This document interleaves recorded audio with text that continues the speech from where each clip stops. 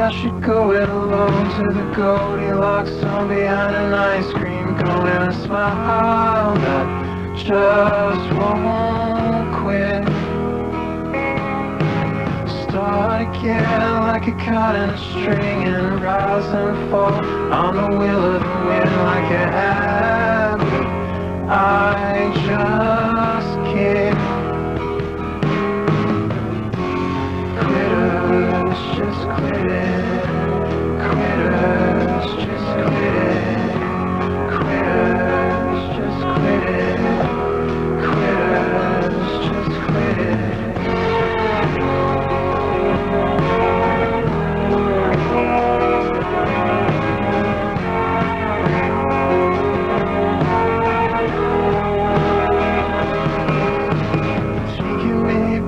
I should get out of town like a Zodiac killer, putting boots on the ground with an aim that just won't miss.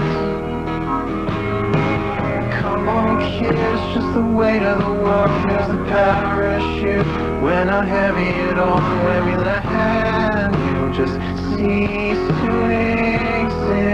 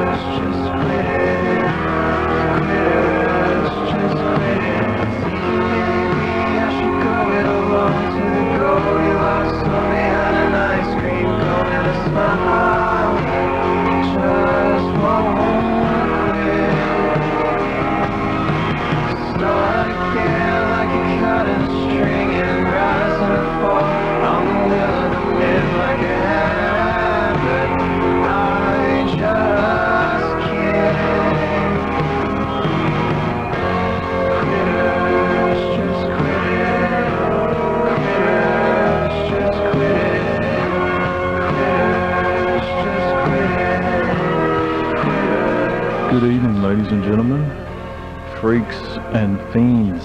My name is Matt Malone. You're listening to Hell or High Water every Tuesday evening from 8 till 10 p.m. on this very station you're listening to, 99.9 Voice FM. I'd like to say a big hello to all the people listening in online down in the city this evening, and all across the country and internationally, in America and in Europe in particular, in Berlin and London. Thank you all so much for tuning in, week out to the program.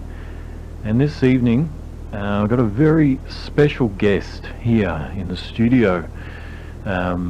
This is only the second time that I've had a guest in the studio since we've been in the new building here on Barclay Street, due to COVID, obviously, but just trying to get things organised here in the studio. Obviously, I had a HAP late last year for the Christmas special, and I'm really pleased to be getting people back into the program. Interview a couple of weeks ago with the guys from Odessa, and this evening a very special guest here in the studio, a Ballarat legend, no doubt. I've got his promo right up here. I'll just give you a little bit of an introduction before we say g'day. JUAN ALBAN is an Australian singer-songwriter who has been writing the saddest songs ever since like forever. Growing up in the regional Victorian town of Ballarat, JUAN spent his late teens and 20s as the creative force behind the band Epicure. After 13 years of national tours, festivals and 4 critically acclaimed albums, Epicure disbanded in 2010. JUAN has released the Too Long in Flight EP that same year, and his debut solo album, Dr. Pelican on Holiday, was released in 2013. In 2022, JUAN invites you to visit Resentment Central that came out on April 29th this year. Populated by characters both real and imagined, deals with themes of midlife crisis, living in the past, trying to start over again, and gentle resignation. JUAN has always liked the slow, sad ones, and on this album he shows he's not bad at writing them either. But we already knew that, because JUAN here in Ballarat is a legend, no less. How you going, mate? I'm good, thanks, Matt. It's very generous use of the word legend. No, absolutely. Like one of the most successful bands to come out of Ballarat. There's no doubt about that. And that first track is from the record Resentment Central. It's called Quitters. Tell us a little bit about that track, how it came about, what the inspiration was behind it, and when you wrote it and everything like that, mate. Sure. So Quitters is a song, it's probably one of the last songs written for the album, so written maybe a year or two ago. Okay. And I guess I've been asked what it's about a lot, and I guess it's about I feel like there are a lot of things I do in my life I do because I don't want to do, but I have to kind of do. I can totally relate to that. Yep. Yeah. Yeah, which I'm sure we all feel, most of us, that way. But I'm a fairly kind of reliable, consistent kind of person. I would never just kind of drop tools, but it's the idea of just being able to do that one day, just, stop worrying about, all the stuff you need to do or do for other people and that kind of stuff, and just, just kind of walking away from it all, which I'll never do, but, it's a bit of a fantasy about doing that. Yeah. Okay. I love that line in we were talking about this off air. If all your listeners will know this, but all the great conversations happens off air. So we've got to try and catch up a little bit. But I was saying to JUAN that when I first heard that track, Quitters, I love the line about the Zodiac Killer. What made you want to put that line in there about him? I think a lot of the time I might be triggered by a movie or a TV show or a song I've heard, and I think I was watching like Mindhunter or something, which I really liked. So I guess I would have been just thinking about that, and the idea of the getting out of town like a Zodiac Killer, putting boots on the ground is kind of all the things I'm not. Do you know what I mean? Just someone that's kind of reckless and totally. I guess that wasn't a good person. Do you know what I mean? Like just someone who's destructive but doesn't really care about the consequences, kind of thing. Which isn't really me at all. But there's something liberating about the idea of being able to be that person.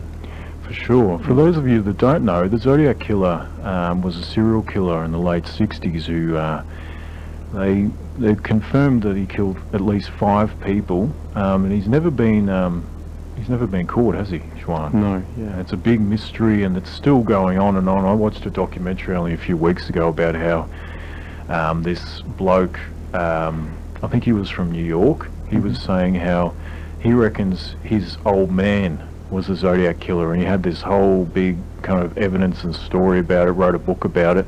Yeah. And then they actually dug a little bit into the surface of the book and discovered that it was all crocker BS. Yeah, right. So there is a lot of theories and stuff about it, and the fact that he never got caught for his crimes, that anonymity is, I think, something very attractive to people over generations. Yeah, not getting caught for your crimes. I think that's something we all would be good, wouldn't it, to not be held accountable for anything we would do. For sure. And that's one of the things we were talking a little bit about 90s songwriting off air before as well. I was just talking about how wanting to archive some of the chats I have here on the program, and one that I was trying to search down that I mentioned on social media during the week was one that I did with Kurt Kirkwood of the Meat Puppets, who played with Nirvana on the Unplugged in New York record, and JUAN was kind of expressing that a lot of those 90s songwriters have always been there for you, coming up through the 90s, but have kind of stuck around that songwriting. And one thing you mentioned was the kind of sarcasm and the kind of irony, I think was the word that you used. And I think in a song like Quitters, it's actually it's quite a funny song in a way. Like it has a real sense of kind of humour in it that I don't think a lot of people associate with you, JUAN. No. Well, it's funny. Anyone who kind of knows me well, that people describe me as being very funny, and you wouldn't. I find myself annoying, but most people wouldn't think that. I've had lots of other things, but I don't know if that comes across in the songwriting, but that's good. It's good that you got that. I think it does, yeah. But we are going to talk a lot about your new record, Resentment Central. But I think it's important for folks that in Melbourne or international or otherwise that aren't familiar with you or your work to kind of go through in a linear fashion some of your biography, and I guess the best way to start out is, were you born in Ballarat? I was not, no. I was born in Perth, in Western Australia, yep.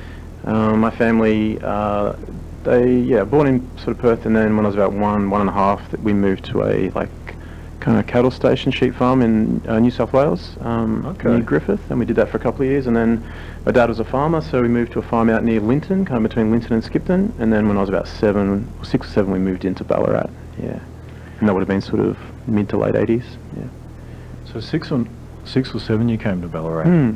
Okay. Where did you go to school? Where was the primary school you went to? Very kind of religious family, so Catholic schools. Went to Villa Maria from grade 3, and then St Pat's in town.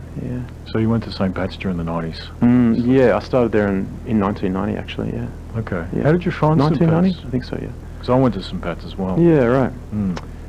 Look, that's kind of a complicated question. Like I didn't have the tough time that I know a lot of people did, and I think prior to that was the really tough time at St Pat's, from what I can kind of gather. All those horrible things happened. Having said that, I had a really kind of great kind of group of friends. All the musicians kind of banded together, and I wasn't particularly. I just remember certain students there you could get targeted very easily, and there was a little bit of a Lord of the Flies kind of environment sometimes which I'm sure happens all the time. So. My experience wasn't a particularly bad one, but it was also, I wouldn't say, that school was very kind of sports orientated, and I was actually fairly good at sport, but it wasn't really where my interests were, kind of thing. So that sort of music side and the drama side and that kind of stuff, which is, it wasn't really a thing that's nurtured there. It's very much about the rowboats and that kind of thing, which is fine. It's totally fine. So, and like I said, some of my lifelong friends I met there. But mixed feelings. Yeah, fair enough. So what were your first introductions to music? Was it through your parents, or was it at high school, or what were kind of your earliest memories of music? Well, my earliest memory, my dad played bass in a band in Western Australia, and he sort of strummed guitar and that kind of stuff. So my earliest memory is him playing like John Denver songs to me on his acoustic guitar. Yeah, right. And my mum is a music teacher, like a primary school music teacher. So a lot of she's an amazing pianist actually, like a concert kind of grade pianist. So there was always music in the house. Not a lot of like pop records though, do you know what I mean? Like I remember the Beatles, I remember Neil Diamond, John Denver, I don't know, Roberta Flack, this kind of stuff. But so I wouldn't say it was like a super kind of comprehensive musical upbringing, but my parents were musical, So your mum's a concert pianist, so did she play a lot of classical music when you were very classical up? So classically trained, and that was never my thing when I was young. Like I had piano lessons and organ lessons as a kid, and I used to cry on the way to those lessons. I hated them because it just never sang to me. And then I guess I started, getting into sort of more pop music. And as soon as I picked up a guitar, which wasn't until I was about 14 or 15, that was kind of, I knew that was kind of like the instrument I wanted to play. Okay. So what made you want to pick up a guitar? Was it the fact that your father kind of had a guitar around the house and played kind of folk singer-songwriter kind of music, or what was the motivation there? Yeah, I definitely did have the guitar around the house, and I couldn't play it, but I would hold it, you know what I mean, before I could kind of even play it. And then, yeah, I think that early 90s kind of movement of music we were talking about, so I would have been, 13, 14, 15 when that was kind of happening, and that was, like I was into music before that. I remember being into records in the 80s, Ice House and the Bangles and this kind of thing. But yeah, that music of the early 90s and mid 90s spoke to me pretty profoundly, and I think still informs a large part of the way I write songs. There's that, and then probably kind of, 60 singer-songwriters and the alt country kind of movement of those kind of early 2000s are probably the three kind of major things that I think inform my songwriting. Yeah. Can you remember in your 13 to 14? So you went to. So in year 7 you went to St Pat's in 1990, so Nevermind came out in 1991. Do you remember the moment that you heard Smells Like Teen Spirit, and what was it, what was the feeling for you in that moment? So you would have been 12, yeah? Yep. 12 or 13. Yeah. Oh, I mean, it was like, holy shit. Like, I was actually really into like kind of hair metal bands. So the first band I ever saw, it was in 1988, and it was, or maybe 89 even, and it was Poison. I love that kind of stuff. Yeah, wow. And my dad took me down to see them play down in Melbourne. So I, Motley Crue and Guns N' Roses and everything like that. But I remember when I heard Smells Like Teen Spirit, it was like, holy shit, what is this? And I went and bought the cassette single at the time, which I did go and buy that. And there was, I don't know, there's probably been half a dozen rock songs I've heard since that time which had that same holy shit kind of moment, but that was definitely probably one of the first times I felt that. Yeah, right. Yeah. And because it is like so many people of around that time in that kind of age group, they remember the moment that the first time that came through. Was it on the radio, or was it the fact that you bought the single, or? It would have been, we used to watch like, would have been Video Hits or Smash Hits TV. It would have been Saturday morning kind of thing. It would have come on and would have been, whoa, like that's amazing. Because it's a great film clip too. Oh yeah, yeah. It's an amazing film clip. Yeah, and it still holds up. Do you know what I mean? It's still, yeah. It does. So that was kind of the motivation for you to become kind of a musician and a singer-songwriter. Well, I always kind of sang when I was young. So even like in primary school, I was in like school choirs and stuff. And I know it's not terribly cool to say that, but I always could kind of sing kind of thing. So, and then when I got to early teenage years, it was same thing. I just liked singing. Yeah, even before I could play guitar, I would sing. I was in like a couple of like musicals when I was a kid and that kind of stuff. So yeah. Okay. Were you in like Grease? No, this is a story I often tell to anybody who will listen. I was like Lost Boy number 3 in like the Ballarat Light Opera Company performance of Peter Pan in like '93 or something. Yeah, right. Yeah, so not kind of cool stuff, but that's kind of where I started. Do you remember when you started writing songs and what they were about, and how you kind of approached writing songs, and how old you were?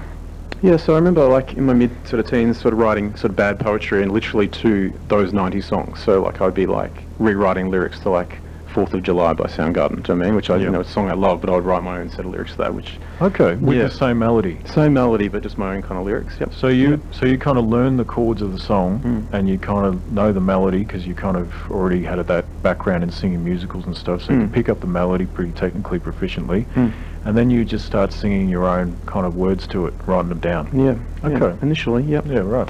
And then, so some friends had, so Epicure started initially as a band called Pim's Little Finger, and that was like a couple of my friends. That was Luke Cairns, he went to St Pat's, and I was friends with him since primary school, Tim Bignell as well. And initially they were just kind of, and Dom Santa Maria, who went to Damascus, and they were kind of jamming, and I was kind of friends with those guys, and I wasn't actually there to sing, I was just friends with them, and they had a rehearsal, and I think the singer that they had just decided to leave or something like that. And then Luke and I went to a Pearl Jam concert, would have been, and they'd released Vitology at the Mime Music Bowl in like '95 maybe. Yep.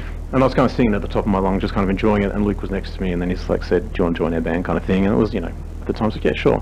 And I would have been terrible, do you know what I mean? It would have been like singing like those kind of guys, but like, an octave up, and just really bad stuff. Some of our earliest demos is like, I've still got them floating around, and it's just like, oh man, I can't believe I wasn't kicked out of that band instantly. But yeah, that kind of how it started. Yeah. So your first band was Pim's Little Finger. Pim's Little Finger, yeah, and that became Epicure maybe a year or two later. So what's the go with the name? What's it mean? Pim's Little Finger? Yeah. So there's, when you learn classical guitar, I think there's some kind of technique where each finger is labelled and it's P-I-M-A, and your little finger doesn't have a letter associated with it. Okay. So it was Pim's Little Finger. Yep. And I wasn't involved in that at all, but that's how we got the name kind of thing. Yep. Okay. And how many, was there any of the, in that ensemble, before it became Epicure. Was any of that material used on the first Epicure record? No. So it's completely Thankfully. moved on. Yeah, right. Yeah. Would you ever consider releasing some of that stuff? Like just Ooh, it's to pretty kinda- rough. Yeah. It would be interesting, yeah. I mean, so early days, like, most of the songwriting was, we had a guitarist, his name was Michael Brown, and he's a Ballarat guy, extremely talented guitarist. He wrote the music, and he was kind of pretty advanced, like, compared to the rest of us. Okay. So he would play these great riffs, which, you know, I think were as good as anything that was kind of going around at the time. And the rest of us weren't quite there with him, but we were kind of trying, kind of thing. Yeah. So initially I would just write lyrics and kind of sing over his music. So what kind of lyrics were you writing at the time? Was it more kind of... Grungy, angsty kind of stuff, do you know what I mean? Yeah, okay. not that I had too much to be angsty about, but, you know, that kind of thing, yeah. And then by the time we released our first record, our proper album Fold, I was writing more of the music, and that was more, you know, I kind of worked out I didn't have to write a riff and sing over it. I could just kind of strum some chords and still get my message across. So half of that record is kind of that stuff that I did, and that kind of led on to the next Epicure record, yeah. Okay. So how did it become Epicure, and where did that name come from? Again, I don't know why we changed it, but a friend of ours, and actually his name was Corey Rumler, and he actually just passed away recently. We just heard, we'd kind of gotten out of touch with him, but he was sort of part of our clique, our group. And I think we were trying to, you know, we're probably just sitting around smoking something, and he said, "I'll call it Epicure." He thought it meant the big cure, which obviously it doesn't. We didn't actually know the meaning of Epicure at all. And we just said, "Yeah, Epicure, sure, that sounds like a name." And so we stuck with that. And even when that first iteration of the band after the album Fold kind of broke up, we had discussions about changing it before we did Goodbye Girl. We thought we'd already sort of had some Triple J play. We'd already toured nationally with some bigger bands, and we thought, look, there's some name recognition there. We may as well just keep it. Okay. Yeah, cool. And like at the time, you're listening to a lot of American kind of Seattle-based kind of grunge music and whatever. But what was your involvement in the local kind of Ballarat scene with the Rat and the Camp and stuff? Where were you guys at that time involved? Sure. So we just missed the Camp. We never sort of played there, but we did play at the Bridge Malone, and we were talking earlier about the Dead Salesman off air. Yeah, we're going to lead into that. Yeah. So my story about that is a friend of mine, Mark Perry, who went to St. Pat's and is still a very good friend of all of us. Yep. He I remember he would give me CDs, like he might have given me the, you know, Siamese Dream for the first time or something like that. And when he handed over these bunch of CDs, who I think belonged to his sister Jacinta, one of them was Jealousy by the Dead Salesman. Yeah, wow. And I remember listening to that and just being kind of, I thought that was as good as any of those other records I was listening to. And the fact that it was made in Ballarat, you know, like a lot of the other sort of Ballarat bands we're playing with were, I would say, kind of our standards. You know what I mean? Like, you know, they weren't bad, but just like they didn't. It wasn't kind of the level of that other stuff. Yep. And I just, you know, I love Jealousy, and I listened to it over and over again. You know, so that was, you know, there's Australian equivalents. I was really into You Or My and Tumbleweed and all that sort of stuff. But like the Salesman and the Mavises as well. But the Salesman, you know, very much felt like if they can do it, you know, we can do it, kind of thing. What was it about Jealousy in particular that really kind of hit home for you? Was it Hap's voice? Was it the lyrics? Was it the music in like a generalised sense, or what was it? I still remember hearing Anchor and Hope the first time. You know, the Red-Nosed Soldier said this to the cowboy poet at the bar, and man, the lyrics in that song spoke. They still do. I saw Hap and Ryder play on the weekend at the Eastern, and that song still, like, to me, sums up so much. You know, outside the Anchor and Hope, You're Nothing. That was, I understood that even when I was 17, sort of hearing it for the first time, or I guess earlier when I heard the CD. But I used to see them at the Rat, you know, in that kind of time frame, and I lived that, you know, outside the Anchor and Hope, You're Nothing, and I still am in a lot of ways. You know what I mean? When you play music, you know, you're on that stage for a little while, and you're something that, what's the word? You get all that attention and adulation kind of thing. As soon as you step off it, it's not really like that anymore. So I really understood that kind of. Well, I think you'd have to ask Hap if that's actually what it's about, but that's what it said to me. Yeah. Yeah, no, it's beautiful. And there was I was looking through the Epicure kind of discography, and I came across the fact that you guys actually covered the fantastic Dead Salesman classic Blue Stoned for a live to Triple J recording. What made you want to choose that song in particular, and when was that recorded? And what did the song mean for you then, and does it still mean the same thing for you now, that song, Blue Stoned? Because it is such a special song. Like, and Wendouree is such a special song. Like, those songs, I think you're not dissimilar in this regard, but The Salesmen for me are really special. They're kind of like, for me, you know, like you're talking about Smells Like Teen Spirit, hearing that for the first time. When I first heard, personally for me, when I first heard Hap Haywood and his lyrics, like the one lyric for me with Hap that I absolutely love is on that record. It's the Ballad of Mary and Wings of Desire. That lyric, hearts aren't broken, they're just broken in. Like that to me is just, it doesn't get any better than that. Yeah, I mean, when you say what appealed to me about the Dead Salesman, it was everything. It was the lyrics. Hap's lyrics are as good as any other lyricist, in my opinion, of any of the great stuff in the world. They looked great. They were a bunch of good-looking guys. They still are. Do you know what I mean? Like they had everything. Do you know what I mean? Right to hear that. No, they really were. Like as someone who was like, you know, 15 or 16 seeing them for the first time, I was just like, that's a cool band kind of thing. And they still are. And the songs were, and not just, you know, I can go on about Hap's, you know, obviously I kind of, because I was a singer as well, I would listen to the lyrics and the singing, but that whole band is great. I was watching the Salesman on the weekend, and I was there with my partner Bonnie, and I was like, we're just talking about writers playing. I mean, it's such expressive guitar playing, not overly complicated, but it's like, do you know what I mean? Beautiful melodies, and Lenny was a hell of a drummer, and Pat's harmonies and his bass playing, it was just a complete kind of group. Yeah, absolutely. And I think as a young man in Ballarat, it kind of made you feel like, wow, like you can be like a great band from Ballarat. Like it was inspiring. It made you want to be a musician. From this little town in, you know, regional Victoria. 100%. Yeah, and I know there've been that figures for, you know, lots of people in Ballarat. So, yeah. But Bluestoned. Why? Bluestoned. Yeah. So we did that. When we did that cover, it was just after Main Street was released. So it was kind of our the record after Goodbye Girl. So we got a lot of Triple J and play, and we're probably the height of our kind of success, I guess. Yep. And Bluestone, I thought was, you know, just one of the greatest songs. But there's something about the lyrics that Bluestone is such a Ballarat thing. You see Bluestone everywhere here, and being in that kind of pub scene, I don't know. There's something kind of, what's the word? Quite desperate and depressing about that kind of wintry kind of, I don't know, kind of crawling home from the pub with whoever it might be, or I don't know. And it's I've lived out of Ballarat for quite many years now, so I kind of know that it's quite unique to here. But there was something about that which was kind of desperate but beautiful, and just that, you know, the orderly grabbed me and bashed me. To say you were bashed, do you know what I mean? Like that's just not something you hear in a song from anywhere else but Ballarat kind of thing. So but the chord progression, the melody, the lyrics, it's a top shelf song. It is indeed. Here it is. This is Epicure. So what year is this one, do you reckon, roughly? For us, when we recorded it? Yep. 2005. 2005. So this is Epicure live in 2005 on Triple J, doing the Dead Salesman classic Bluestone. I'm here with JUAN ALBAN, and we're going to be back very shortly to talk more about Epicure and his solo work. Stick around.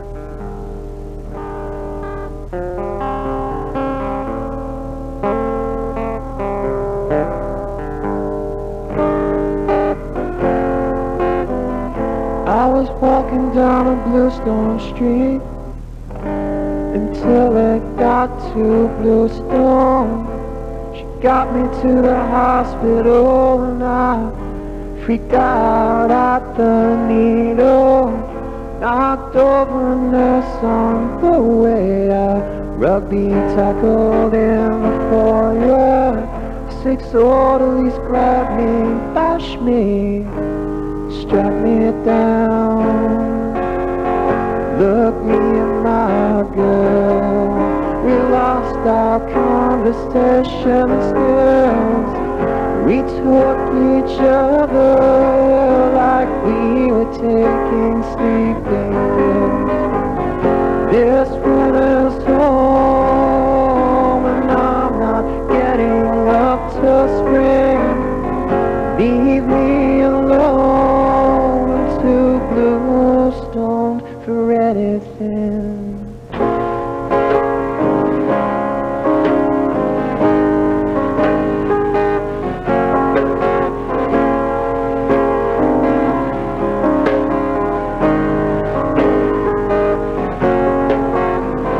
I was talking to a Bluestone wall.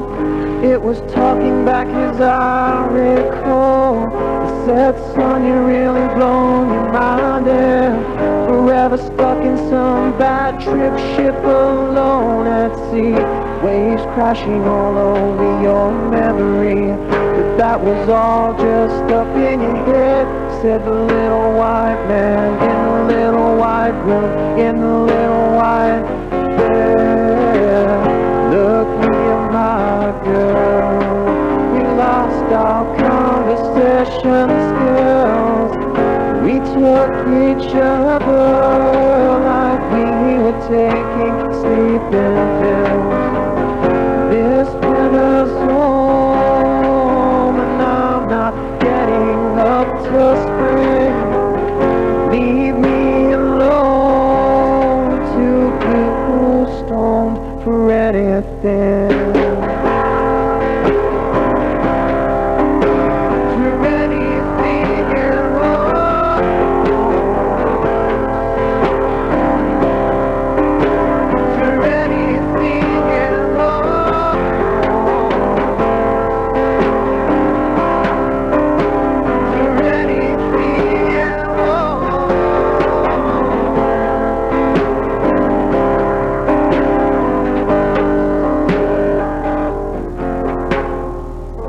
Now I'm living in a bluestone house, my mother looking after me now that I'm out, the only woman in my life now I came out of, and the girl who laughed at night, I sometimes hope that she's alright with her new religion of some kind.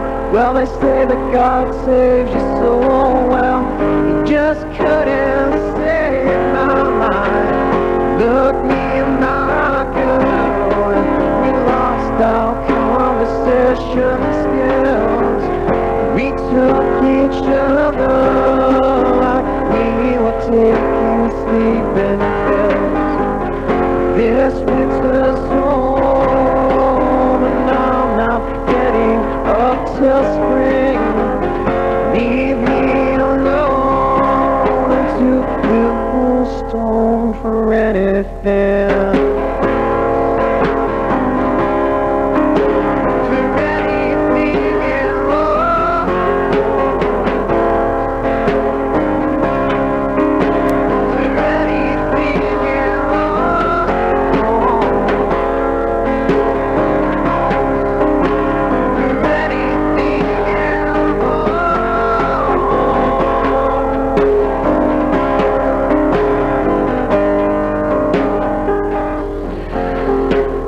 There's Blue Stoned, sung by Epicure on Triple J in 2005, and I'm here in the studio with none other than the singer himself, JUAN ALBAN, and we've just been talking about his time in his youth, becoming a singer-songwriter, starting up Epicure, and then we're kind of singing the praises of the Dead Salesman there, mate.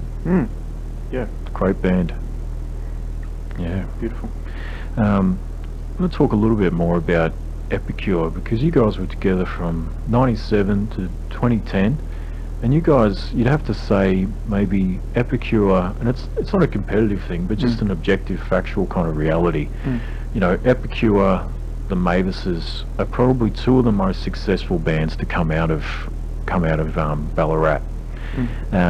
What do you think led to some of the success for you guys? Was it the I mean, there's always this romantic view that it's all about just having great songs, but it's certainly a lot more than that, isn't it?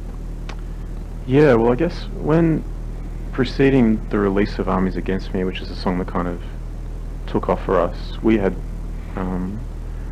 you know, done consistently shows and toured probably for 5 years, do you know what I mean, before that. And just nationally, or just nationally, yeah. Yep. So you would we'd released a record already, and you know, like I said, done some supports with a few bigger bands, but you know, up and down the Hume Highway, Brisbane, Adelaide, we'd done that for a while, to playing to very small crowds, and you know, I guess just sort of kind of cracking the service. So but then again, when we released Armies Against Me, initially I remember launching that at the Bridge Malone to like about 20 people kind of thing. Wow, really? Yeah. And then Yeah, a manager of ours, Mark Etok, who was running the Bridge Mall Inn at that time, that the Bridge Mall Inn closed down. He moved up to Sydney, and I think he kind of put in an email to, you know, the director of Triple J saying, "Hey, I think you should check this song out. You know, it's been out a few months, but I think it's worth a listen." Yep. And then a couple of, I think Richard Kingswell and Robbie Buck both kind of started championing the song, and they just played it, I think, a couple of times. Yep. And just got a huge reaction. I was told at the time it was the biggest reaction they'd had to an Australian song since they played Tomorrow by Silverchair. Wow. Yeah, so this was back then, and again, this is all anecdotal, so I don't know how true it was, but this is what I heard from some people at the radio station. Yep. And I guess the song just kind of had a life of its own. So when you say to go to that kind of next level, there's a lot of luck involved, but you know, we kept the name Epicure from that previous record, so that some people at the radio station would have known that, you know, the song was the right song. But also, you know, people had it 3 or 4 months before anyone started playing it, do you know what I mean? So, I don't know. Yeah, at that time, Triple J gave you a national audience, and if they got behind you, it changed things. And for us, it changed pretty quickly from that December launch in the Bridge Mall to about maybe 50 people, maybe, to, you know, within a year we were playing at the big day out, and you know, supporting big US acts in stadiums and stuff. It happened pretty quickly. Yeah. So all a year because of radio play on Triple J. You reckon it was within- really the heart of it. Yeah, it really was. Yep. Yeah, Yep. wow. And I don't know if it's still. It's probably not like that now, but it was back in the early 2000s. Yeah. So you need, at the time, you know, a couple of good-looking blokes, a great song, and national radio play, and you could really get somewhere, basically. For us, it worked that way. Yeah. I mean, I know a lot of bands who I thought were much better bands than we were that never had that same kind of run. So you know, luck plays a part. But you know, to me, like, there's songs back from that time that I listen to now that I don't think are great. I don't think it's my best songwriting, but Armies Against Me holds up still, and I think the best 3 or 4 songs on that record hold up. So yeah. So you just mentioned then in 2004 playing at the big day out, and in 2004 Metallica were headlining, Kings of Leon played, Aphex Twin, I mean, some big names. Tell us about that experience of being kind of asked to play on the big day out with those kind of people, and what that was like, man. I mean, it was pretty amazing, but at that point, like, music's all about, when you ask about what's it's about gatekeepers in music. So there's all these gatekeepers, whether at radio, publishers, whatever it might be, and those doors up until that time were mainly closed for us, and in that 2-year period, all those doors, or a lot more of those doors, opened. And later in our career, they started shutting again. But it's all about gatekeepers in music. So for that 2 years, by the time we got the big day out, I wasn't actually that surprised, because we just done a national tour with Live and Train in the stadiums around the country, and we'd done Falls Festival, and you know, you start to take it for granted. You know what I mean? You know, not that it was still a thrill. Don't get me wrong, but like. And we played on like the local stage with the very first act on like 11 o'clock. We played in this tiny little room, but that room was jam-packed because, you know, the band was hot for 5 minutes kind of thing. So we got to play the show, which was pretty awesome, and then just go on and enjoy the big day out for a day, and it was pretty rad, yeah. Okay.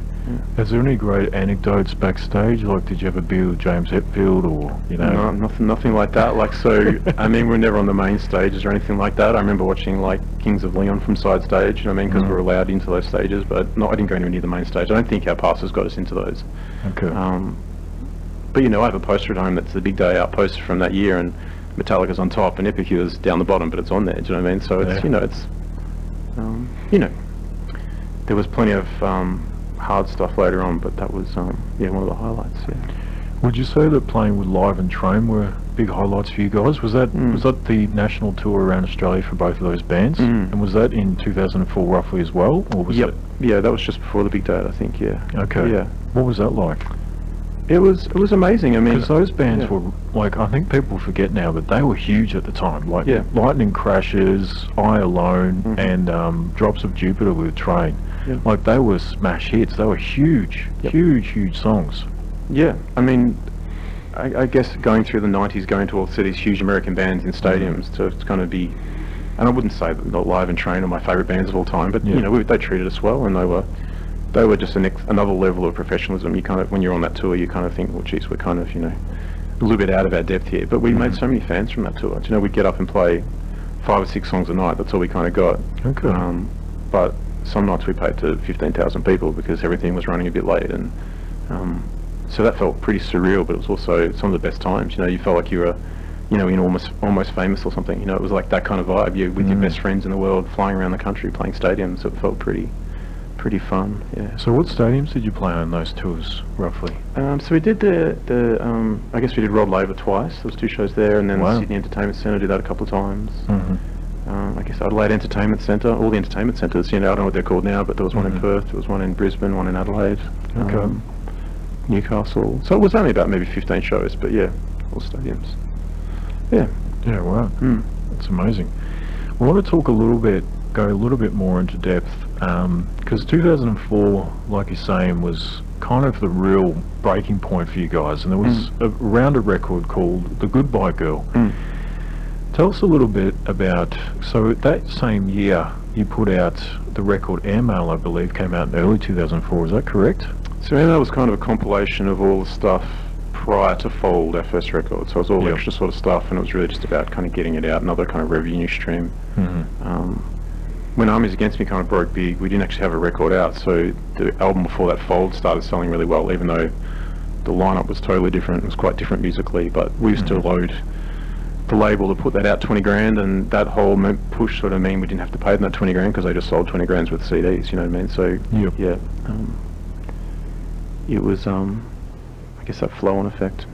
So what was the kind of, where did you record The Goodbye Girl, and what was the kind of writing process for that? Was it a kind of a long process, and what did you want to do with that particular record? What was the goal as a band and for you as a songwriter, primary songwriter in the band? I mean, it happened in 2 parts. It was kind of 2 distinct sessions. So we did sort of 6 or 7 songs initially, and that included Armies Against Me and Life Sentence. And a lot of that was written with me and Dan Houlihan, who was the guitarist in the band at the time, still a good friend of mine. When Dan joined the band, I don't know, do you know Paddy O'Driscoll? Yeah, he was a good mate of mine, yeah. So Paddy I remember when Dan first joined the band, Paddy used to say that I stood 10 foot tall with Dan next to me on stage, and it was really like that. I really felt for the first time I really had someone at my back, you know, someone really kind of, you know, like a comrade kind of thing. And Dan and I would just hang out and write these songs, you know. Dan was kind of your writer. Yeah, he was, but he was also, we got along great, and you know, he was a bit older than me, and he's just a cool guy and an amazing guitarist, and so we had this really great chemistry. So we worked through the songs, and some of them we co-wrote. So the first song, Goodbye Girl, which is a piano piece, that's Dan wrote the music for that, and I just did the lyrics over the top. But it just all of a sudden there was this kind of creative push, and then, you know, Heath joined the band about halfway through it, and he kind of helped write some of the stuff on the second half of the record as well. But there was just this kind of, the kind of classic lineup of the band is me, Dan, Heath, Dom and Tim. You know, that was the 5 kind of best friends that kind of clicked the best, and, you know, we're still really good friends to this day. What was it like working with Cameron McKenzie? So I still work with Cam. I was recording with him on the weekend. He tracked some of the solo record, but he had done Fold, Epicure's first record. And Cam played in a band called Horsehead, who were quite a big band in the 80s and early 90s. Just great energy guy, again, amazing musician. And I still enjoy playing with Cam. He's just got a great enthusiasm. You never feel like you're kind of trying to impress anybody with him. It's not like cool school or anything. It's just like, you know, good vibes, and he's just fun to record with. And we recorded The Goodbye Girl with him mainly at his house in Glen Huntly, which is still where his studio is now. Glen Huntly? Yes, yeah, Glen Huntly. Okay. And what made you want to work with him on Fold? Was it just the fact that you guys had been mates and you felt comfortable? So that kind of goes back to the label we were with, was called Flugelhorn Records, which was run by Mark Etok, who ran the Bridge Mall Inn as well. And he knew all those guys. He knew there was other bands as well, like Mr. Brown and Plasticine, and we're all kind of Epicures on that label with them. It was an indie label that he was running. And he kind of hooked us up with Cam. I'm not even sure why, just that Cam was recording, and, you know, it just kind of worked really well. And that song, Armies, I guess it was just kind of a... Cam was involved in the writing of that kind of slide riff in that song. And him and Dan kind of worked that out together. So he was also a songwriter on his own, so it was kind of an adult in the room, do you know what I mean? Like, we were all kind of early 20s, but he was probably in his sort of mid-30s kind of thing, and then kind of seen it all, done it all. He plays bass with Mark Seymour's band now, so he's sort of, you know, a pro, you know, real pro, which is what we probably needed to kind of sharpen up the songwriting a bit. So what made you want to call it The Goodbye Girl? Was there a particular reference to anything in particular, or what was that name about? So I didn't know at the time there was a film called The Goodbye Girl back in the late 70s. I think it's like a Neil Simon thing, but I hadn't heard of that at the time, so it was really just a reference to, what was it? My girlfriend at the time, her sister we were having a conversation. She said, "Oh yeah, I am the Goodbye Girl," you know. And I was just like, "Wow, that's a great title." And I was just like, "That's what I'm calling my record, the Goodbye Girl." It sounded poetic and suited the theme of a lot of those songs. Yeah. Now I want to dig a bit deeper into. We've spoken a little bit about Armies Against Me, but I think like I remember when I was young, exploring the Ballarat scene, listening to Dead Salesman, you know, listening to the Rycatchers, and listening to you guys. And the first thing I had of you guys was the Armies Against Me CD, EP/single, and I loved every song on that. I thought it was great. I loved Every Day, and I loved the third track, which I'm going to play a little bit later on the program, because I think that's such an underrated track. Yep. But Armies Against Me, it's an undeniable kind of Ballarat, and I think Australian kind of classic. What is that song about? When did you write it, and what inspired it, and who's Mary Jo? Right. Well, look, that song is, I wouldn't say about one specific person necessarily, but I had a teenage girlfriend, I guess, who I was with for a long time, and we broke up, I guess, having been together for about 4 years, from when I was like 16 to 20, and we were still friends and got along really well. And from my recollections, and I don't want to kind of like, this, it was kind of personal business, but she was going through some things and was unhappy, and I think it was just like, Mary Jo, you've got to learn to be alone kind of thing, as in you don't need me kind of thing to be happy or anything like that, which is obviously, but as a teenager kind of thing, those feelings are pretty strong. So I think that's where I kind of got the idea for that line. Like we'd broken up, but we're still friends, and I think maybe she wanted to get back together, and it wasn't going to happen, I guess. And then there's other lines in that are just,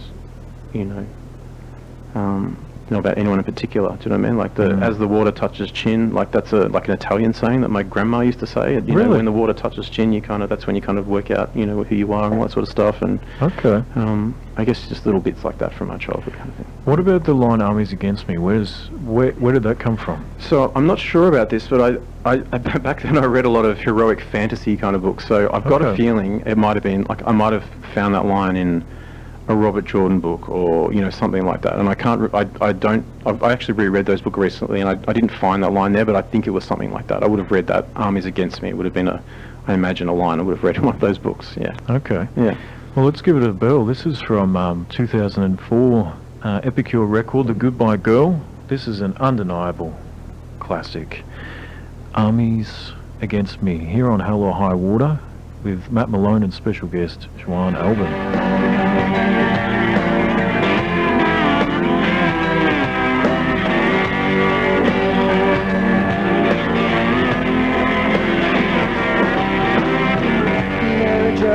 Don't you know you've got to learn to be alone?